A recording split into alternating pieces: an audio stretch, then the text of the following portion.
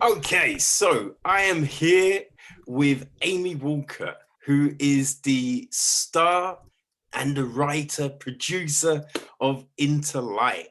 Mm. And, she's been in a host of other things. She's a singer. Yeah, you do plays. Like, what don't you do, Amy? You're busy as hell. Basketball. Little short for basketball, but Have you got a good outside shot, though? no, I have no shot at basketball. None. Okay. It's bad like that. See, when I was younger, like they just started Nike. They started this free on free competition. And so Mhm. they were going to do it in like the Docklands, which was a new up and coming area over here in London. And like me and my friend, they used to show basketball like late at night. So late at night, sometimes I'd come home or I just couldn't sleep, and you'd have basketball and American Gladiators. So watching those two things, which is a big contrast. But like Muggsy Bogues and Oh yeah, he's my favorite. Macintosh. Yeah, Sean Kemp. I was a big Rain Yeah, Man and like Sonics yeah. fan. And I was like, so I got some friends together. I'm like, yo, we need to do this. We need to do this. This will be incredible. We can win it. I talked them into entering. So we entered, signed the forms, entered the competition. The day before, right, it was around my friend's house, and we get a phone call, and his mum comes into the living room. She's like, I've got an Alton Bird on the phone. And I'm like, hey, what? What? Oh shit! Oh man! That's like you rush over to the phone. I'm like, hi, yeah. And he's like, yeah. So you entered this competition. I'm like, yes, we did. He's like, unfortunately, we overbooked. So, Oh I mean, guys, like, yeah, we got too many teams, not quite sure what to do, and I'm just like, oh man.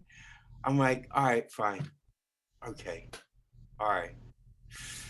So we didn't go in. And no. then Mm. I think we played basketball the next day. And then it dawned on me, I can't shoot. I can't shoot. I did like Might be I can helpful. dribble. That's it. Like I've no depth perception. I don't know what I was thinking. I don't know what I was thinking. And I was so happy after the fact that he gave me a huge out. I didn't embarrass Mm. myself on national TV.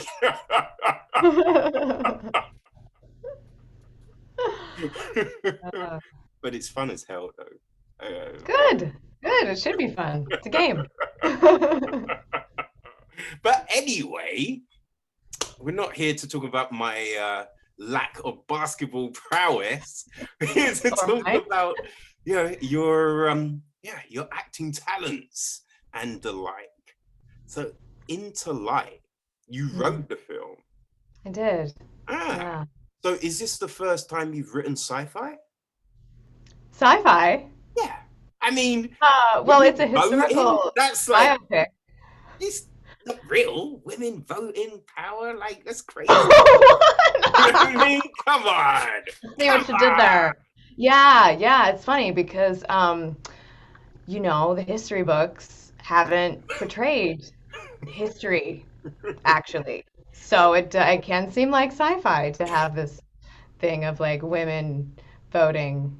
on. Um, but it was real. And so we aim to bring the truth into light, hence the it, title. it's funny because I've never heard of Inez.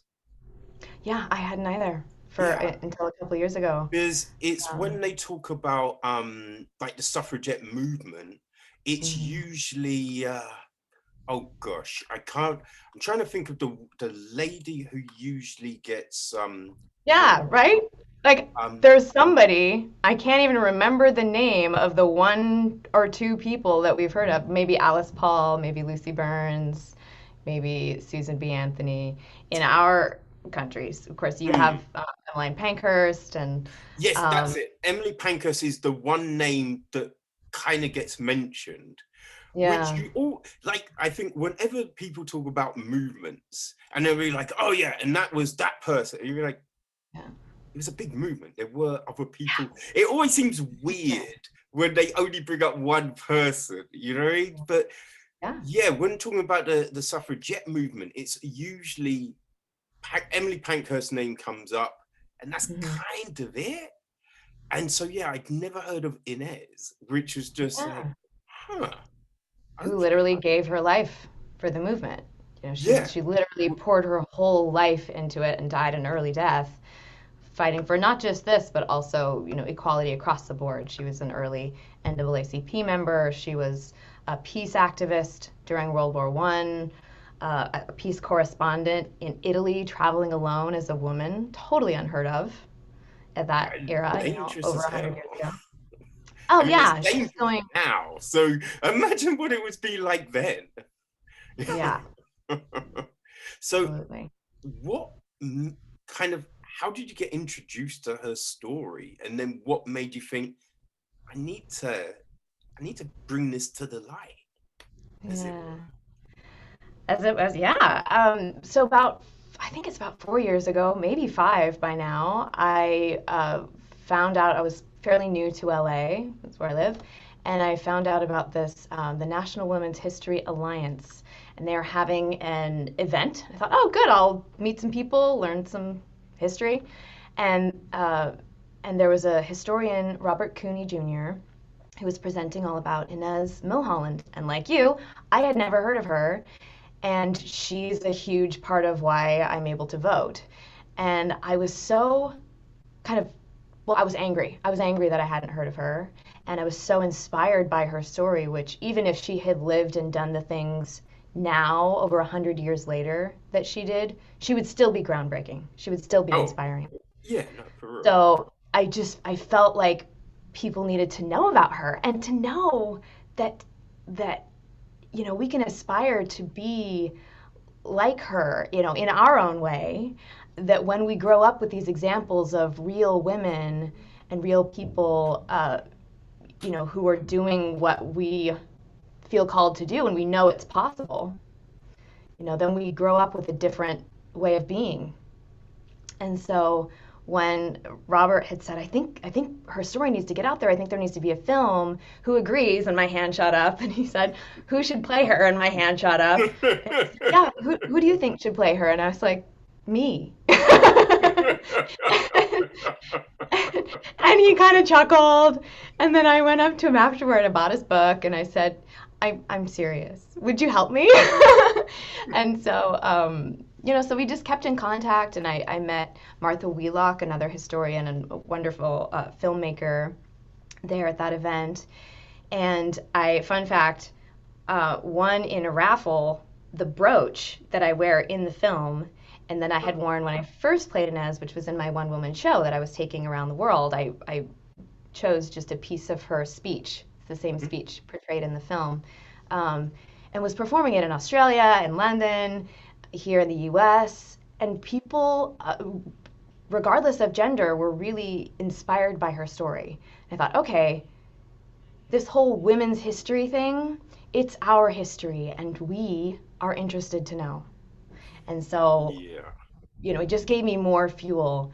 And I thought, okay, if I can do a short film first and show how fascinating and what an incredible story she has, then we can, you know, hopefully use that to get, at that time we wanted to do a film, feature film. Now we're looking at a whole series because in this research, I've discovered so many more women whose stories have not been told, especially women of color. And I'm really passionate about getting a great team together, you know, totally diverse to bring these stories into light in the right way. You know, Mm, it's time. It's time. okay. And Yeah. oh, I want to tangent off into that, but let's stick with this and maybe circle back to that. But Okay. I just quickly, who did Robert feel should play her? You know, when you put Oh, your hand probably up and you someone say, he'd heard of. Yeah. Yeah. ah, so Yeah. after you've met him, you've met Mhm. uh Martha, who's in the film as well. yes. She's on stage. She's on my right. And I actually voiced Inez in her short documentary film. We've had a couple screenings where we put the two together, and it's really powerful to see documentary and the and our short as well. Mm. Um, Oh, nice. So yeah. then what happened? What was the next thing? So the next thing was to write the short, and I needed to do a bunch more research, which I did and continued to do. and And then writing the short, I reached out to Martha again and to Robert and asked them who else, who were the top historians for Inez, because I really wanted to do it right and get all the information I could find. And so also found Linda Lumsden, who has a wonderful um, biography about her, and John Tepper Marlin, who's a descendant of her family line, of Inez's family line. Inez didn't have children, unfortunately, but so yeah, and I wanted them to sign off on the script too. So in the drafting process, I made sure that I was, checking with them and getting it signed off. But for me, I love writing, and I mostly write to play the characters who I feel called to play. Um, that I'm not being asked as, like it's nobody else is doing it yet. Yeah. So okay, let's do it. Um, So I go into, well, especially if they're alive, but either way, I ask permission.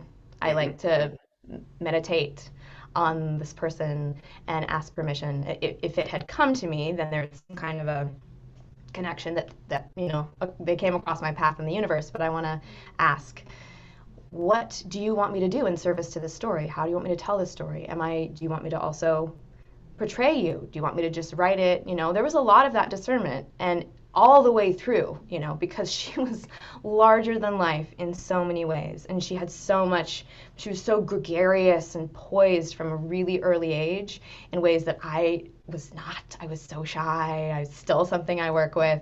So to be able to fill those shoes is a tall ask for someone 5'2". And so I really checked in and got to work through some self-doubt and really felt that this was my portion to do, to play her and write it. So with that, and with the guidance of these historians, I started putting that team together. And the first person I went to was Jessica, who you know. I'd worked with her before, and I knew that there were elements to Inez that I really saw resonant in Jessica as well. So I asked her first if she resonated and to direct it, and she did. And yeah, we put the team together. I mean, honestly, first on it was my now husband, Nipun Nair, who was like, "You have to do this. You have to do this. Just do it. We'll figure it out." So huge, huge love to him. That's it. That's crazy, man. Like it just all came together like that. But how do you, because this is the thing, right? You see a lot of different biopics and people playing things. I kind of feel that I don't know, Ali, right? So Will Smith played Muhammad Ali, and I thought with that film, like the look was kind of there, right? And you like hear Will talking, and he'd worked on like mannerisms and like movement and everything like that. Mm-hmm. But for me, there was Mm-hmm. like a soul that was missing from the film.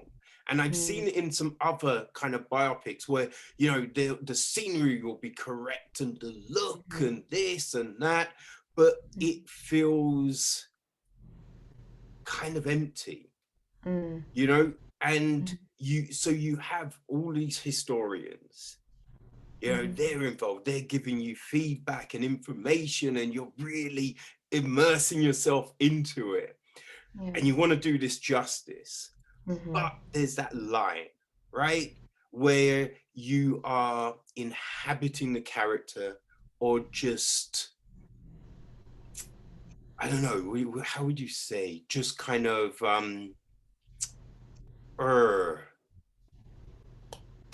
Acting. like yeah, there's kind of like acting and just you're like just duplicating. You're like a shadow, a silhouette, rather than a fully immersed being. And Yeah. sometimes, we see just these silhouettes in films and TV rather than the full-fledged person. So how do you, and how did you, right? Because I have seen it, and yeah, it was okay. It was all right. You did well. No, it was great. Like, I just thought, just from the speech and everything that was involved, there was a life, there was there was an energy there. And so you were able to, tread that line and get the information, but breathe into it. So how did you stop, all the cooks in the kitchen from messing up the meal, as it were? That was very convoluted, I realized. No, I love it. I love that question. It's the question when you're playing someone real or anyone. Honestly, for me, even a character is an entity that I need to be in communication with, in communion with, if it's my part to play them, whether that's for 24 hours for an audition, or for a project that I work on for months but never gets made, or for something that goes all the way through and gets to be, then the next part of it is to be received by the audience and received by someone like you. Yeah, so because you're always a character. You're always the person, right? Like, seeing you in different things, it's never, oh, there's Amy, right? It's there is this character, and even like, I think watching, because I remember I watched this and I watched oh, my memory is so bad. Was it Listen? I think you... Yes, Listen. And you wouldn't think you're the same person.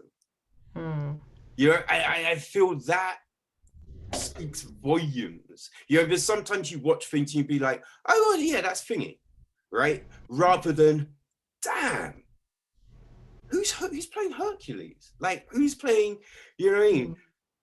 And it's just, I think that's very important with this whole thing of actually inhabiting someone and being and breathing life into them, rather than just being like a caricature or a puppet, as it were, kind of thing. Yeah. Absolutely. And it's a process, and it's an external and internal process. And for me, I have to keep going back and forth between them.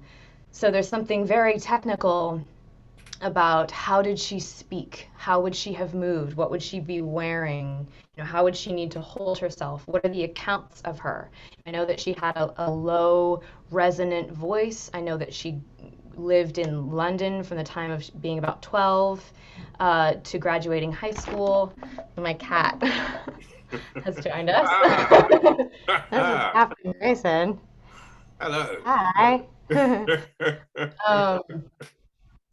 I know that so I know that she had a transatlantic accent, which I did utilize for the film, because there are accounts of that, and because she had a lot of, she was raised in a very well-to-do household. That was the vogue at the time, was an accent that's not quite British English, not quite American, but something that both can aspire to. So, knowing those things about her, sometimes it gets very, very technical. And then it's, I spoke a little bit about it when I was talking about the writing, but you have to keep giving yourself permission. And I think of it too as like asking permission and then receiving it. And it happens in layers. And until I have really given myself permission to go, okay, Inez was Inez. I'm not going to be literally her, but I'm going to be the her that needs to be brought to light at this time in this place now. And I ask for her support in that and for her guidance as to what do you want me to say with this? You know, what do you want to say through this? Um, and and then I have to take it in. And for me, I feel like we are these kaleidoscopes. We have all these bits and pieces, infinite, every possible combination of picture in us, and we just kind of twist it around, especially as actors, as artists, but people, you know, anybody. We do this. And then, all right, I'm going to take these same pieces and rearrange them, and now that same light is shining through, but what you see is a different experience. And what I'm seeing through that is a different way of seeing life. So it kind of works both ways. Hmm. And Yeah. it's like you have to get into that innermost layer. It's just like when I speak with my Australian friends, because I lived there, because I met them and I sounded like this, because it was natural to me. It would be really weird for me to not just sound like I'm not being not me when I'm speaking an Australian accent. I'm being me. I'm communicating in a way that my Aussie friends and the people, you know, who I interacted with there, who I know how they're going to respond to it, you know? So it's not, it's just me communicating in a way that I know they're going to receive the most normally. Yeah, Yeah? there's a cadence, right? And oh, that was bad. Oh, that I still love you. was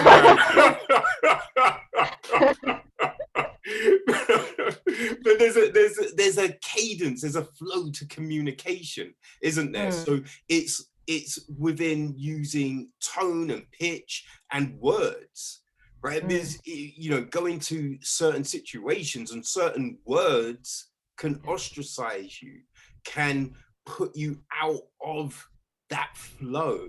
So I mhm, think we adapt when we go into certain situations. So you fit absolutely. in. You can Yeah. you can get into that choreography of words that people around you are using. So yeah, Hmm. no, all of that definitely makes sense. But then you have to kind of coordinate with everyone around you now on this set. So Yeah. how do you then do that? Bring them into the dance. Yeah, well, I brought in a dialect coach who was me, and because I was speaking with Jessica about it, and we definitely wanted we wanted the woman playing my sister, wonderful actress Jessica Erin Martin. You know, she in the audition was already doing a great job, and then I just worked with her to refine a few things, and then same with the doctor, and he didn't have as like we just wanted. A more timeless feel for him, but not the transatlantic because he was from California and would have had a Hmm. different and lived in a different echelon. Doctor is still well to do, but his accent was specific to him and to that time period. And so I just worked with them, but they're great. They picked it up really quickly and had already been doing their research. So um, yeah. And the cool thing too that I want to mention about the doctor, um, there's a lot of when we see the few films about women's rights that exist, it's usually like, oh, the men don't want it, and oh, keep Yeah. those women down and stuff. But I wanted to show the very real, well-meaning men who, as champions of women, wanted to protect them. Literally thought that we're just made differently and that women are too fragile for business and for politics and uh, and like just weren't aware of their own biases and their own ulterior motives to keep us Mm. controlled, but literally like wanted to protect his daughters and thought this woman who's obviously incredibly ill because she's pushing herself out of the bounds of what her sex, what her gender is supposed to be, is capable of. So for him, and for all the men who auditioned for it, it was really important that we find somebody who could portray that that desire to support, and not just to damp her down. We Yeah. have the naysayers in the audience, and that's an important aspect to show as well. But for him, his journey is probably my favorite in the film, and Travis Dixon did a wonderful job. Yeah. How did you find him for that? And how did you find it, all of these cast members?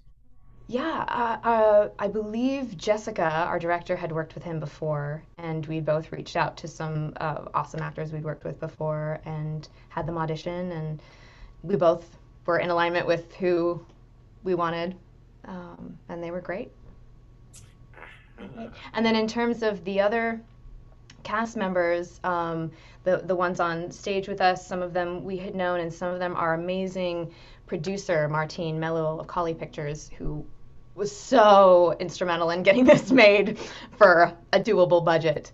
Um, she knew a lot of the crew and some of our wonderful suffragists as well.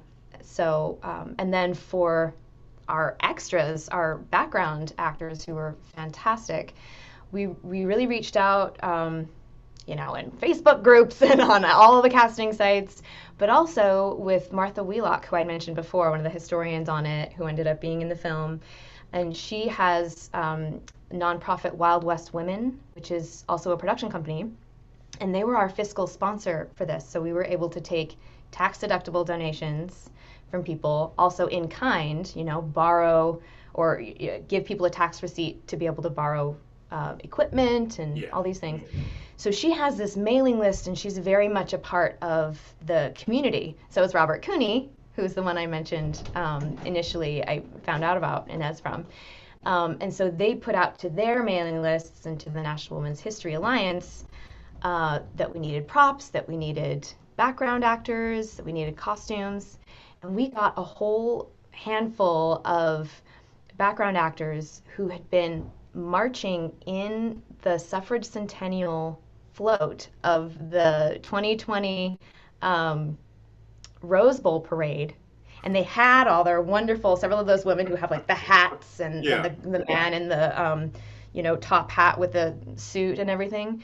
Those were their costumes. They came in fully ready, totally knowing the story and the era, and they got to be in this production that they had been, imagining. So that was really special to have them be a part of it. Ah, nice. Yeah, I was wondering about all of that because I think when we think about films and all of this, Mm. like sci-fi seems like that's going to be the expensive one. But if Mm-hmm. you make something a little historical, it should bring down the costs. But then with something like this, you're thinking about, the clothing, right? Possibly having to make and find and source all of this, retro clothing. And you think, Yeah, that's not cheap. So being able to get these people, that must have been such a relief. it was huge. It was huge. Yeah, absolutely. And we got to borrow a lot of things too. Martha had some costume items. Some of the people on those mailing lists I mentioned donated costume and prop items. We got to, borrow from wherever we could because, as you said, it's a huge expense, and taking care of these clothes is a huge expense. So Mm. we were grateful that even the dry cleaning place gave us a discount, and we just everywhere we could, we told them the story and said, look, you can be a part of something beautiful and important, and we will give you all the love and credit and a tax receipt. So it was special to have people jump on. Nice. So why this moment, right? So out of Mm. all the stages of her life that you must have been looking through and thinking, what made this what 13 minutes, right? Mm. The Yeah, minutes of the life that you're like, this is the story, right? This is the yeah. thing that will resonate with people, that will speak to people. This is the moment I need to bring to the stage. Like, why Mm. this? It just came to me. It's the to me the climax of her life, and I had a very clear um, image of something that we actually didn't even end up using, but just like I had this sort of the rush of the crowd that, and then like stomping, which we did use, Mm. and then her feet on the steps going up to the stage, and the contrast between who she needs to go out and be for these people and the reality of the fact that she's got this, terminal undiagnosed autoimmune disease, and she's run herself ragged doing this tour of 50 cities in 30 days by train, getting in at 10 p.m. and giving a speech on the back of the train, and then, giving another speech that next morning at some society breakfast. And um, so, so I knew that I wanted to show kind of the basement, like this, the cold hard reality of her struggle with what she was able to be in that moment for the people. And so that to me was that piece is cutting back and forth between those. Ah. So you have this moment, you think, right, I want to tell this story. I want to tell this, fragment of the life, right? So structuring that, Mm. right? How did you then work that? Because I really liked, so we have the moment, and I think it can frustrate me at times, music within film and TV, right? There's a Mhm. lot of times it's like, oh, music's all right, I'm meant to be happy now. Oh, so this is a sad moment, and oh, this is obviously funny, and it's just like it can be very clunky. Being like, Mhm. people feel this, and it's just like, Uh-huh. when it's a character, right? Mm. It's not just a prop; it's a character. Mhm. It's atmosphere, Mhm. and so with this, and you have the speech, and then it's the slow boom boom boom, and it rises up, and it's just like, oh, you get those days like when you hear a powerful speech, and then you have the music, and it's just like, oh damn, okay, all right, let's go, you know what I mean? Yeah. So what did that come to you when writing, or in the moment when filming, like post-production, you're like, oh, let's add a rise to it here? Like, how did all Mhm. that come together? Mm. Well, it was definitely in the seed of my vision for it. It was in the script to the extent that I could, imagine it then. But the beauty of the filmmaking process is that it's totally collaborative. Mm. So my husband, who did the editing, he did the sound design. So all the when are we hearing the steps? When are we hearing the crowd? What does her illness sound like internally? That's all him. He also did the composing, and then the sound mixing and some visual things that we needed to do to augment the crowd. So then he and our director Jessica Graham came together to make that happen and figure out how to realize that. So there's the idea, but then the how part, that's like 98% Nippon. And this was my first experience of writing something that was as big and beautiful as every biopic I'd ever seen and dreamt of from the time I was tiny, because that's always been my dream. Like the epic is to play real people and to do it beautifully. This is the first time that the finished product is everything and more that I had imagined, and totally the same feeling that I had imagined. Mm. But he knows how to do it. So So was yeah. that part of his wooing game? He'd be like, if I knock this out of the park, maybe she'll say yeah. If it was, I don't know. But no, I mean, like, I was For it. already.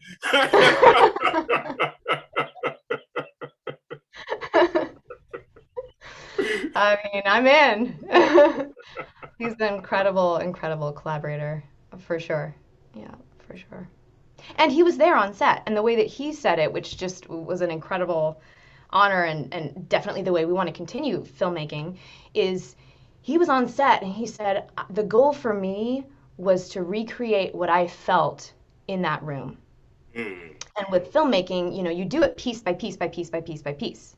So you don't have, it's not all there happening at once. You've got lights, you've got cameras, you've got weird stuff behind that wall and, weird things happening here. And they all have to pretend they're making sound while I'm talking. And I had to do my whole speech while they hadn't even arrived yet. And then, but there was a moment when the background actors had arrived and we'd planned. I wanted Martha Wheelock, the historian, actor, filmmaker, to speak to them about the time, about what was happening on this day, so that they would really know what was happening, and we could pick who are the hecklers, who believes what she's saying, and I didn't want them to see me yet. Hmm. So they hadn't seen me yet. I was backstage sweating bullets. My producer, who had put everything into this, not even knowing me before this, I was like, oh, she doesn't know whether I can do it or not. All these people, all this time and money and energy. And I came out and Jessica, the director, had said, why don't you just do the whole speech. We're going to go all the way through. We won't piecemeal it for these first times. So I came out, and then that feeling and having the crowd respond genuinely to Inez's real words, all of those words in the speech are hers. Um, that was an incredible feeling. And then because Nipun was there, he was able to know what that felt like in his body and his being, and then find ways to recreate that for you through the magic of his incredible talents in filmmaking. So we always want to have the editor and post production be there on set for that purpose, um, because wow. Yeah, I mean, it makes sense, right? Because I think there's so much of like production that makes no sense. Like, Yeah. another house making a trailer does not make any sense. It is, I mean, I remember as a kid watching trailers and thinking, I can't wait to see this comedy. And then you're like, that, like, there was no jokes. Like, the trailer, like what? And then like you then discover, oh, the director doesn't do the trailer, and the trailer is made sometimes long before the film is finished, and hence the Suicide Squad, the Packle. You know what I mean? And there's so many. I think it was like Rush Hour. The trailer for that was just nothing like the film, and so all of there's so much that does not make sense. Mm. So having the editor and the composer and those people on set to kind Mm. of just soak in that vibe and experience, that's yeah that Yeah. seems that should be film 101, right? You know what I mean?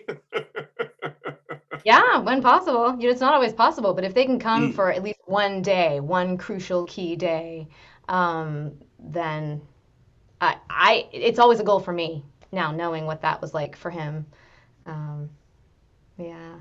Yeah, and it's funny you mentioned how so much of it doesn't make sense. The location that we used, it was actually all the same location, but it's reverse. It's actually the stage is down on the first floor, and then everything we did as the basement is this alcove up on the top floor, and then the stairs are going into the attic. So they Okay. were perfect when I was scouting, and I was like, oh no, it's all here. It's just we have to pretend it's this way. It's Strangest Things. It's the upside down. Yeah, right.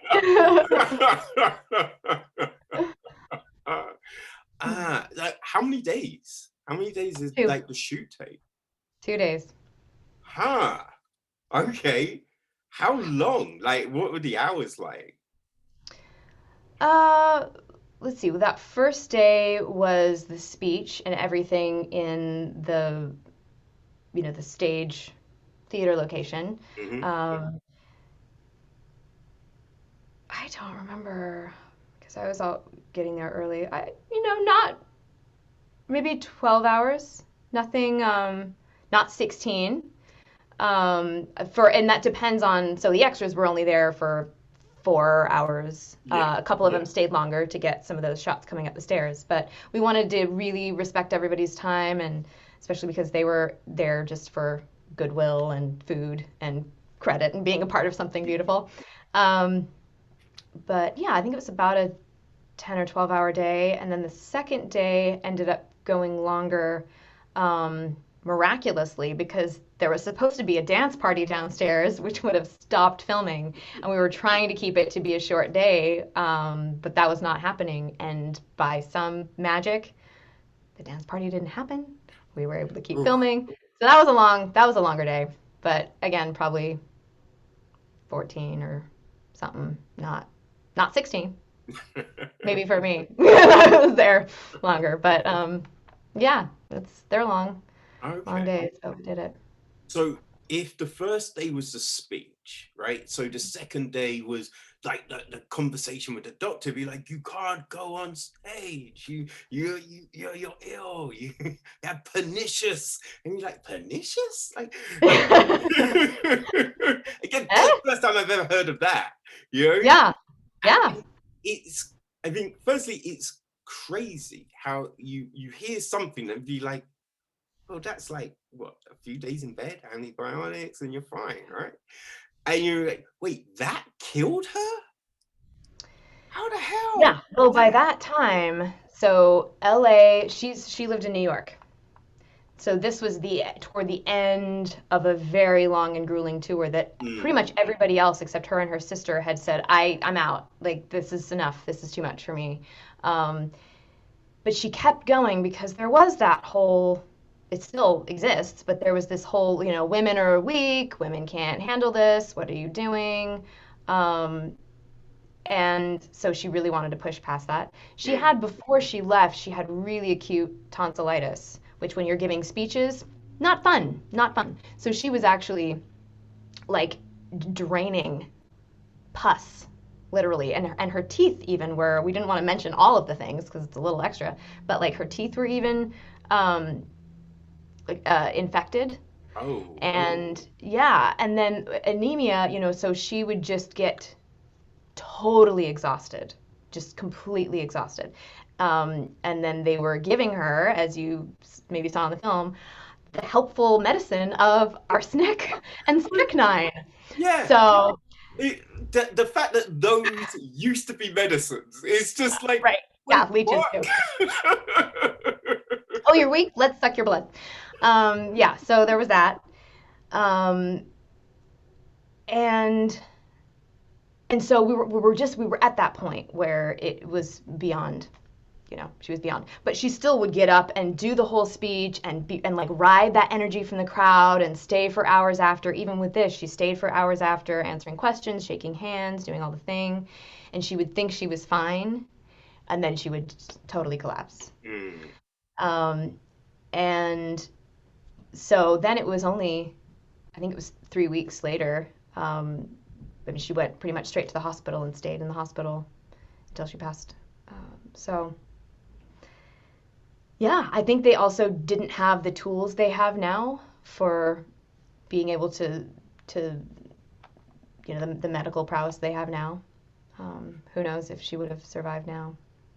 yeah, it's when you hear about something like that, it's just like, whoa, that just crazy. Seems Mm. crazy. But the vote did come through. So you're thinking, like, ah, wonder if she knows. Right? I hope so. People talk about afterlives and essences and spirit, like all of that kind of jazz. And like, who knows what it is? But Yeah. yeah, you wonder, like, man, like you'd hope that there was a way for, people like her who do all of that but never see the finished thing, to Hmm. realize that those efforts were not in vain. Yeah. But I guess at least her sister saw it, which Yep. is, that's Absolutely. that's big. That's big. Yeah. But how do you go from the speech, you know, the big rousing speeches and everything on the first day, to then doing those other scenes the next day. What did you use to get back into that mindset, to get back into the, you know, the feel of all of this, to be able to shoot those powerful little moments there? The reality of what's happening. I mean, it's like the more I can use my senses to get my body into what's happening, you know, we can stay up in our head so quickly. But for me, as long as I'm in my body, in the reality of what's happening, it's all there because by that time, my God, I've lived this woman for 4 years, like lived with this script intimately, and even did a couple line tweaks the night before, and it's just all still very alive. So tapping into a timeline in out of order, I mean, we do that all the time with memories, right? Mm. You smell something and you're boom, right back in 50 years ago or whatever, 20 years ago. Like, but it's all still very real. So as long as I've lived in that and fleshed that out, and as long as I can then be really present to what the actors are giving me in that moment, and you know what I can feel and remember for in the scenes that we're filming of having fainted on stage and coming back, you know, remembering what that was like and the need to be there. As long as I stay in my body and present, then it can speak for itself. Mm-hmm. Yeah, no, yeah, it was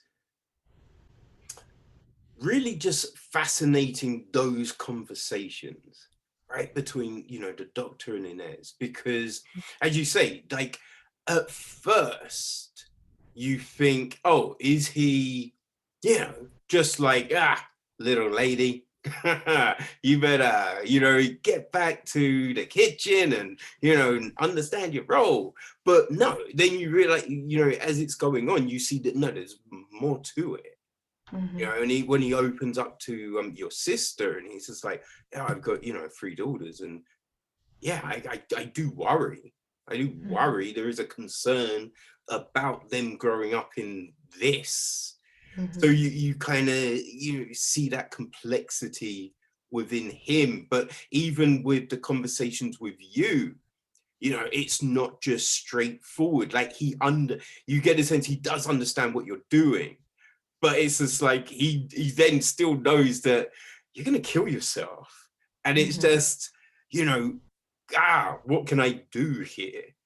You know, Mm-hmm. and you get all of that just from those small little moments, which is Mm-hmm. yeah, that must, Good. That was the like, goal. I'm so yeah, glad. how many Um, takes, you know, because they you know, to get that energy, to get that just right. yeah. Um, as few as possible because we had a lot to cover. I don't remember how many takes we got for each thing.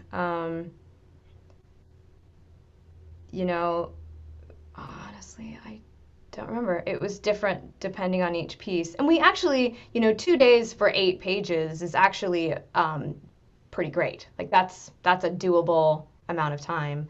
Um, but we wanted to get it right, and then of course there's all the technical stuff too. So I don't remember. You know, at least I don't think there was any time when we had to push it less than two.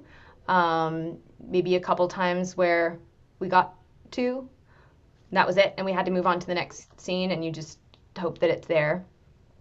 But you know, Jessica is very clear and knew exactly what she was looking for, and our incredible Emmy-winning DP Sherry Kauk knew exactly what she was going for in terms of, you know, the frame and what she was capturing on film. Um, so they know when it needs to go another time. Yeah. And they were willing to, if we felt like, nope, there's something else that I didn't bring that time, give me one more, they would, you know, we would do it. And again, thanks to the dance party not happening, we had that luxury of getting to go a little bit longer. So that Nice. was, So then yeah. you're in post production. Like, what? how long did that take? What was that like to go through it all and then, yeah, decide, all right, we need to keep this, and oh, that doesn't actually work as well now you're seeing it, like Yeah. what was Yeah. it Well, like? we shot on February 10th and 11th of 2020. And so by the time we started post, we were basically in lockdown already here in Mm, LA. So it was like our entire post-production process. Um, Gratefully, Nipun and I had moved into our home, and so we had the studio that we could be in, and we had this whole rig of like iPhone to Zoom to this thing to show Jessica what was happening and for her to see us, and so it took time. It took quite a bit of time to edit that down because well, because we shot on 8K, so that's massive footage. It takes a long time to deal with. Uh, so there were some technical reasons why it would take a while, but also there were a lot of different ways that we could put it together, and we wanted something a little bit straight. We wanted it to feel like, ooh, I haven't seen this before, but I'm familiar enough with the medium that I want to go for this ride. I can trust you that you're going to take me somewhere pithy and that it's going to feel like I'm in a time and place. Um, but then once we kind of got it to a place that was too straightforward, really, for what we wanted, but it was all there, then Jessica very wisely said, "Okay, Nipun, take it and just be an artist, and you cut it the way that you feel it. Don't worry about, we kept aside that version. You just go and put it together how you feel it." And that was where, because there was this whole beginning thing where initially with the script, people had said, well, we need to know more about what's happening here. So I had written like a prologue thing that my sister Vita says, and we had the found footage or the archival footage that we have in the end, we'd had in the beginning, but then it right. was just not working and it was feeling like a documentary. And so he really then took that and put together the beautiful beginning Mm, that puts you into that, and then carrying us through. And then there were tricky things like the faint. How do we cut in, because we had a lot of different angles with that. And then there's this one piece that's kind of like a running joke of love, which is the hallway sequence. Jessica had a really clear image, and she kept calling it, I want it to be the grotesque blossoming of Inez's illness, like that she's just sort of bursting through this hallway in this way. And so that, especially for the sound design, that took a lot of iterations to get like, how do you portray the grotesque blossoming of Inez's illness through sound design and these images. So, yeah, so he edited it, and then because he was also doing the sound and the composing, a couple things that normally can happen simultaneously had to happen in a linear fashion because he was the entire team. So it took a while, but bless him, he took that time. And then we got this. Martine had worked before with Maxine Gervais, who is an incredible award-winning colorist who did Black Panther and Pacific Rim and The Witches recently, and she colored our film. uh, So that was amazing and brought it to a whole nother level. okay. Yeah, you know what? I always thought that it's maybe you just use different filtered lenses on the camera. Because then you can't control anything. So the whole when you're capturing that image, you want to capture as much information as possible. You want Mm, to shoot in log so that it looks all, if you've ever seen where it looks really desaturated before they've done anything, it's because white holds all of that color information. So then you can play with it. You can decide, ooh, this is the look that we want because we're portraying this period, or this is the look that we want because we're doing Sin City, or you yeah. know, and you have those options only if the more information you capture. Mm, mm, So because we captured in 8K, we could crop in places that we needed to, like with the crowd, making 33 people feel like a lot of people. That was some very specific, punching in that we needed to be able to do, and it took a while to piece that together, so that we're not just seeing the same few people, and then not seeing those people because they're only dressed from the top up, the rest is jeans.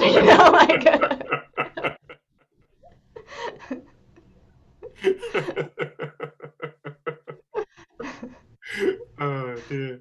So Yeah. when when did you first show it? Because within lockdown, cinemas closed, everything like that. So what was that? How did that work out for you? We reached out to the National Women's History Museum, and we did a sort of a pre-screening with them. So last year, 2020, was the centennial of the 19th Amendment being ratified, which is the amendment giving women the right to vote. And so it was a big year of celebration. A lot of celebrations that were planned had to get changed or scrapped because of lockdown. But we did, we did a virtual screening, and we had a way that people could even register to vote when they signed up for it. So we registered over 200 people to vote, which was really cool. And then we paired that, our short film with Martha Wheelock's short film, Inez Forward into Light, Inez Milholland, Forward into Light. And the title of my film is a nod to her film, and both of them are quote from Inez directly, of forward into darkness, leave behind the night. Forward out of darkness, leave behind the night. Forward out of error, forward into light. So we both used part of that. So then we did a Q&A afterward, and we got to do a live event on August 26th, which was the actual day that the 19th Amendment had been ratified. So it was really special to do something on that day. Yeah, yeah. In honor, and to do that together. And then we'd been submitting into film festivals, so we've now in our 6th film festival, that's actually going to be at the drive-in, and Put and I are going in Oregon, the Oregon Short Film Festival. It'll be at the drive-in, so we'll get to see it big finally.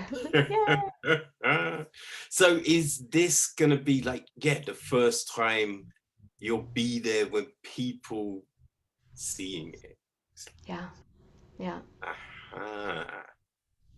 Oh, still each in our own cars. Yeah. We won't be able to totally feel them, but more than digitally, where all I can do is type, yay! Yeah, because a digital, premiere is, you get the film out there, but it's not quite the same. So actually being able to, be in a place with people experiencing it, that will be something special, I imagine. Yeah. For sure. And is there going to be, so it's happening at this drive-in, will there be and one in Nevada. We got into the Nevada Short Film Festival. Oh, okay. Yeah. When does that one take place? March. All the links of it are in my Linktree. So Linktree/Amy Walker, you'll have all of those links. Yeah, we'll throw that in the episode details, so people will be able to make sure that they know what's happening, and be able to get down and see this great short film. Yay! It's also on Amazon, so people can see it there. But I'm really excited to see it on the big screen too. It's, it was shot, and it's got we shot in CinemaScope, so it's meant to be on a big screen. Oh man, that's gonna be something. For when you've been in something, what is it like? From seeing it on a small screen to then actually seeing it projected onto that huge screen with the proper sound system and everything just resonating. how does that kind of impact you? It's a huge feeling. It's a, it's I've known since I was 8 that this is what I wanted to do. And the joy of a project like this is that not only do I get to enjoy seeing, the portrayal that I put forth, but seeing these incredible actors bring these lines that I had written on a piece of paper into life in ways that are exceed even how I had pictured them, and getting to experience everybody's work and know what went into every detail of it. That's just exponentially more thrilling because I know who made that prop. I know how hard that was, and how many times we worked on that one little moment, and there it is. So getting to produce and write, and be a part of that whole process is a whole other level of fulfillment. But even just writing, and it's different because when I'm only dropping into act, which is also really fun because it's a lot less pressure. It's fun because you get to go for the ride. You Mm. don't know what takes they chose. You don't know how they put that together. And oh yeah, good call, changing that thing. And okay, I didn't even see it that way. And now you brought something in that I hadn't known was there. I didn't know you were going in that direction. Maybe they didn't know they were going in that direction when I was on it. But then it went into a whole other, opened itself up into a whole other place. So you don't really get to go for the ride when you've spent thousands of hours on it, but it's a different ride. And it's Yes. like you just love everybody. Oh man, yeah, this is incredible. It's incredible. Like, and the historians and everyone that have spent their lives looking into all of this. What's their reaction been? Incredible. That's been the hugest uh, gift to receive to me is the people who spent more time than I have in her story and envisioned her, because there's no film of her. There are pictures, but there's no we don't have any audio samples of her. So this is the first it's not the first time she's been portrayed. She's been portrayed on film in a couple other ways, but not how I see her. As she's been portrayed kind of like weak because she fainted, but she was a flipping firebrand. She was totally leading the charge, and she was in all the newspapers and out there flirting and having huge fun, while being very specific and clear about her goals. And so to have historians, take the time to write really specific emails and share what it meant to them and how my portrayal is how they had pictured her, that's the hugest compliment. No, that must be great. That must. I remember watching like Lord of the Rings, Peter Jackson's Lord of the Rings, Yeah. and going, "Oh yeah, that's how I envisioned the Two Towers." Mm. Oh damn! Right? Because when someone else takes something that you've like read and immersed yourself in, it's just like I mean, they're not gonna get it right, and it's not gonna, and then you watch it and be like, oh yeah, that's how I saw it. That's how I Yeah. saw. Oh damn, yeah, that's the thing you want, right? You're trying to Yeah. do that, but god damn, it's hard. Yeah. But it's also really fun. Totally worth the agony and joy and work. Right, so what next? You've done this, Hmm. right? You've taken this, incredible woman and brought just this point of her life to the big stage. So yeah, what next? Definitely, I would like to bring her whole story into to life, on the screen, and I'm really, really dedicated to bringing, as I mentioned, bringing the stories of so many, particularly women, people of color, whose stories we haven't heard, and have been seen as sort of peripheral when they were in the center of the movement. And this is our history, and we need to be inspired by them because they're flipping amazing. So I'm really excited about continuing in this vein with this particular movement, um, and and other movements. But then also I'm co-writing another feature, really different time and place, that I love and I'm super passionate about, and have some other projects with my husband as well at Soulfire Creations, our production company. And then I'm also an actress. I love to, I Mm. audition, and I'm currently in a play reading over Zoom because that's about all we can do these days. As a With the Riant Theater, the Black Experimental Theater in New York, um, that was written by Martha and Kay, her writing partner, and it's being directed by the director of the Riant Theater, Vander Fisher, I believe is his name. He's fantastic. And so that's on Sunday.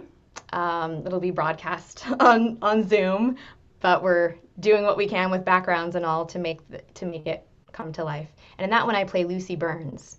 So she's probably one of the suffragists who, in this country, we've often heard of Alice Paul and Lucy Burns. She was one who was jailed and force fed and worked tirelessly for the effort. So that's a huge honor. So when you And say Sunday, you mean this coming I Sunday? mean, the 21st, yeah, Ah, the 21st ah. of February. So I don't know if by the time people see this, it might have already happened, Nope, but nope. but This okay. will be coming out tomorrow, Thursday. So Amazing. yes.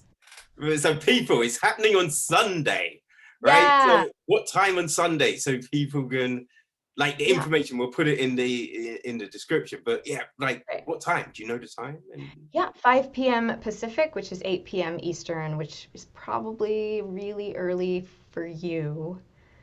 I don't know what that is, GMT, but if people are in the States or in somewhere where that time works, I let's see, don't know. 5, 6, 7, 8, 9, 10, Yeah. 11, 12, 1. I think it's about 1 a.m. your time.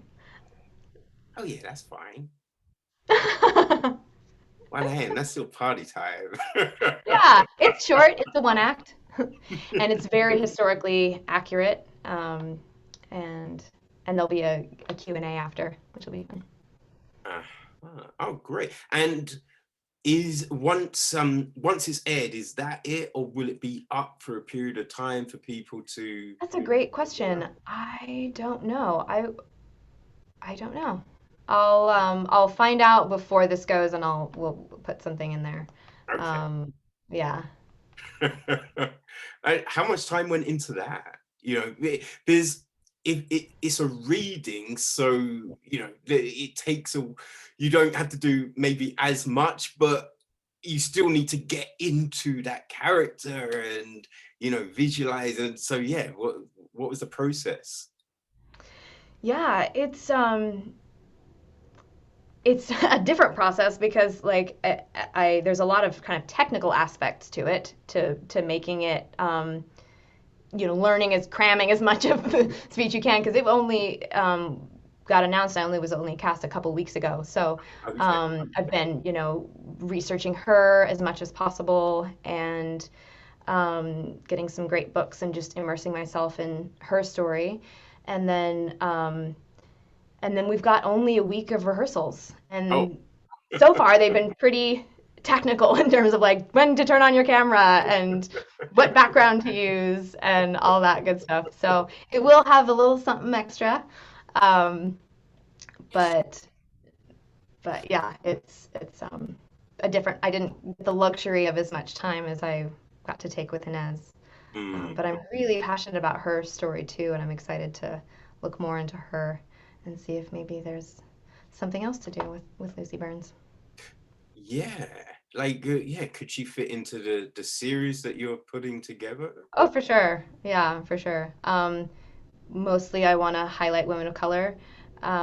So we'll see how it all works with the collaborators on, but she's totally a part of the scene, so she'll be somewhere in there. Yeah, yeah. Now, with this, like, if we can just touch on this series, because I am fascinated. Um, Yeah, I mean, I can't really. It's not formed yet, so no, I no, can't really. Yeah. yeah. But do you envision? you're picking people from different periods of time, or is it people that connect in some way, or like how are you Yeah, kind of thinking? yeah, covering the suffrage movement, which in our country lasted about a little over 70 years. So more like a patchwork of, if you have this woman's story arc and it goes over here, but then on this day she met this woman and this is her Yeah. story arc, and on this day they were all in a room together and this is her story Hmm. arc.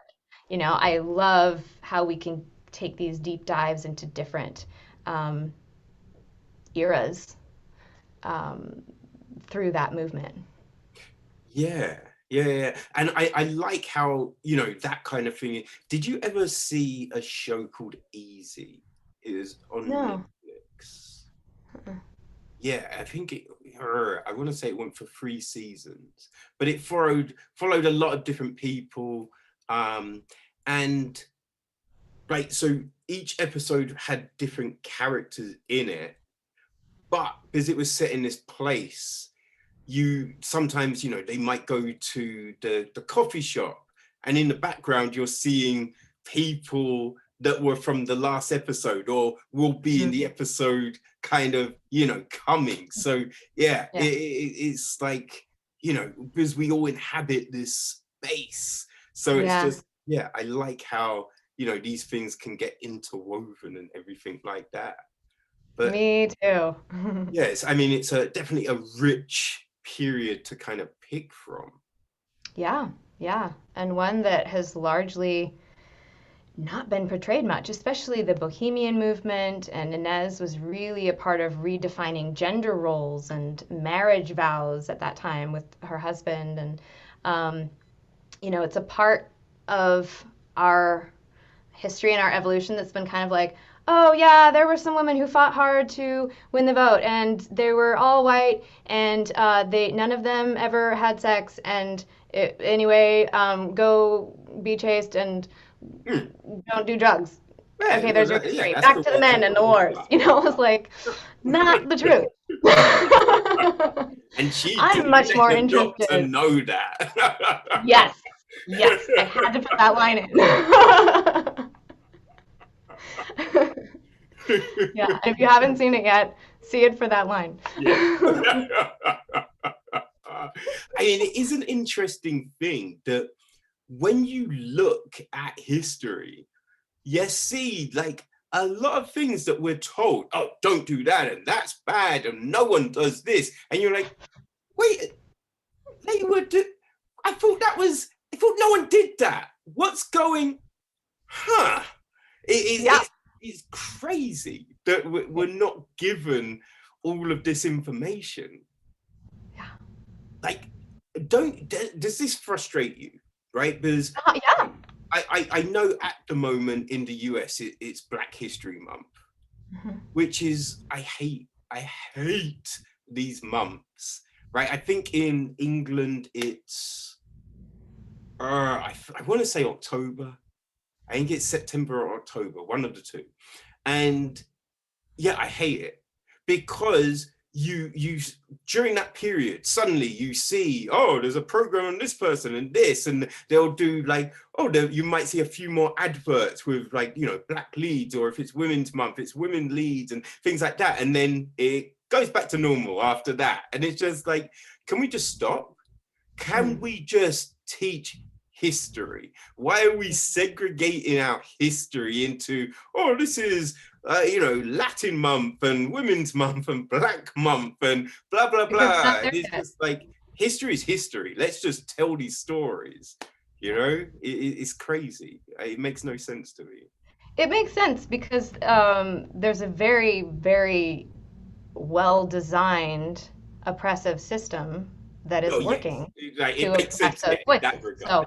So we're not there yet, Yeah. We're still at that point where we have to, okay, can you handle it for a day? Can you handle it for a month? Chip away at that fragility and just see if you can handle it and see if you can see yourself a little bit more in this person and see if you can honor these, like listen and feel the reality of these lives. Mm. And as we're doing that work, Yes, absolutely. I think they'll eventually become irrelevant. But until then, we just have to keep chipping away and Yeah, working together it would seem like and that. amplifying, yeah, amplifying voices. Now, with Inez and the illness and everything like that, right? I was just kind of thinking about this just the other day, literally, when we talked about doing this. I just started to suddenly, sometimes your mind goes to places, right? And there's one thing that always seemed odd to me, right? When you're reading, the Bronte sisters and people like that, right? And it's just like, and she she saw him walking through the field, and she fainted, and you're just like, wait, what? And it's always just, and they turned and looked, and she swooned and fell into the chair. I'm like, wait, that doesn't happen. Like, people don't just fall down like that. And it's just like, and then thinking of that, and it's just like, do you think that was a detriment to, movements, and it made people's like Inez's work harder because the way literature and things were written back in the day when this pen went to paper, as it were, it was written that, yeah, women faint all the time and they can't handle, and he told her and she couldn't handle it and she collapsed. And it's just like craziness like that. And then that made people think, oh yeah, women can't handle this information, and they need to be, very delicate and whatnot. Yeah, well, I mean, again, very carefully designed stories that served the fantasy of being the savior as the Mm. dude. So, like, she better have something wrong with her so that I can save her so that I can be the hero.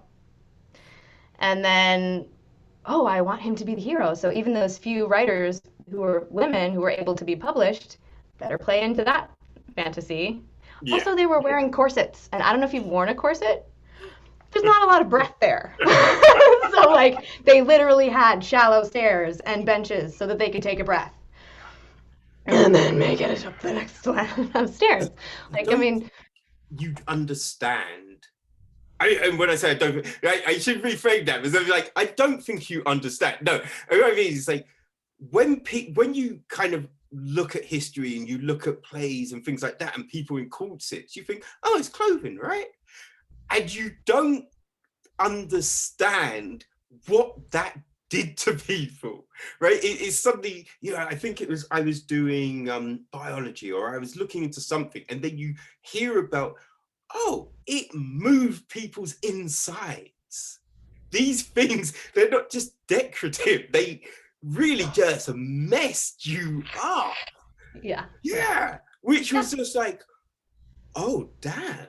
So Yep. it's just like, yeah, I mean, that definitely would make sense that, yeah, wearing those crazy things will Mm-hmm. make people feel unwell, I'd say. Mm-hmm. Yeah. And, laudanum and all of the other things that they did to try and quiet down and control women who were outspoken Mm. at all. Well, yeah, I bet if you went through the records, right, all these people that got sent to the I don't know, what's the term, right? Loony bin. I feel that's Mhm. probably Yeah, not the. the sanitarium, the Yes. stake. Yeah. Uh, yeah. Yeah. Or yeah, all these people that got sent to these places, probably nothing wrong. Perfectly fine. Yeah. Well, no, not wrong, just not able to be controlled. Mm, If they yeah. were maybe the medicine women of the town, if they had, uh, were in touch with their own divinity or just voice, and they can't be controlled, then they're a threat. And what do we do with Mm, that? yeah. You gotta quiet. Yeah. Quiet. Yeah. Oh man. Yeah, It's a lot to unpack. it is. But it makes like things like this so much more important, right? Mm, Telling stories like this, mm, right? It's just because, firstly, no one, we don't. get taught this in school. No. Don't get taught this in school.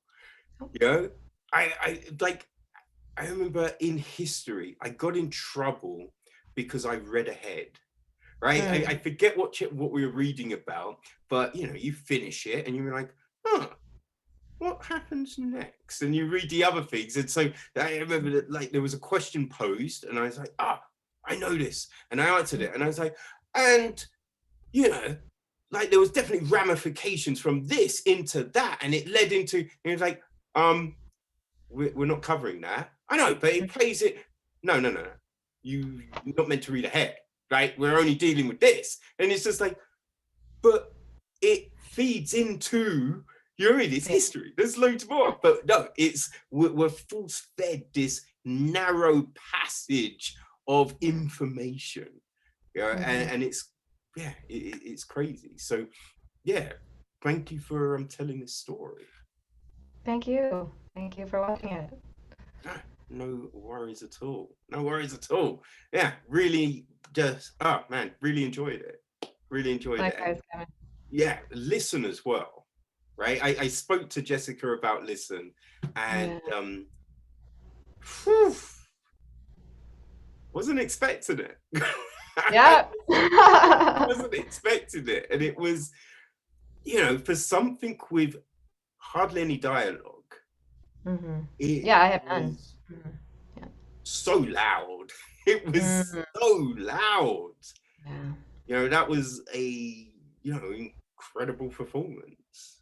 Yeah. Thank you. Yeah. Another excellent team. And Jessica for heading that. Yeah. Yeah, I hope to see more from this collaboration. Thank you. For sure. We definitely will work together again. We're creative soulmates. Outstanding. That's what we want to hear. Well, Amy, thank you very much for your time. I really appreciate it. I'm glad we finally got to talk about this. Absolutely. You know, because, I wanted to talk about this for ages. So yeah, I'm really pleased. So thank you very much for your time. My pleasure. Thank you. Right. So we're going to put all, you know, your website and your information and all of that in the episode details, but anything else that you want people to know before we, you know, finish off? I guess I would say I always like to put it back to the person. So I guess I would say if you're feeling called, if there's nobody telling a story that you know needs to be told, start. Keep that purpose. Ask permission. And then keeping that purpose really clear, the people will come, the resources will come, and it will be larger than you. And worth it. Yeah. You know, quickly, you know, a story that I've always been fascinated about, right? Because, like, I remember, you know, like, I think everyone knows about Rosa Parks, right? But I remember hearing that there was another lady a week or so before who did the same thing, but it was deemed that she wasn't the right person to use, right? As I think she was a single mother, and I think there was something else, and it was just like probably not to put, you know, to put a movement on her. I mean, that's a lens. I don't know if it was ever that calculated, but you know, just like any idea whose time has come, it's going to come from a lot of different places. And one of them will be the spark that we end up hearing about, but it takes everybody. Yes. It takes everybody. And so I love getting to know about the other people who were sparking that, even though this is the one we've heard about. Yeah. It took everybody.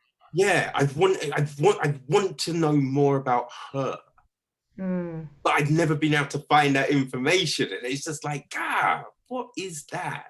So yeah, that's something I really would like to know about. But yeah, I know it was just like not really, but yeah, just like no, I mean, there are a lot of important stories.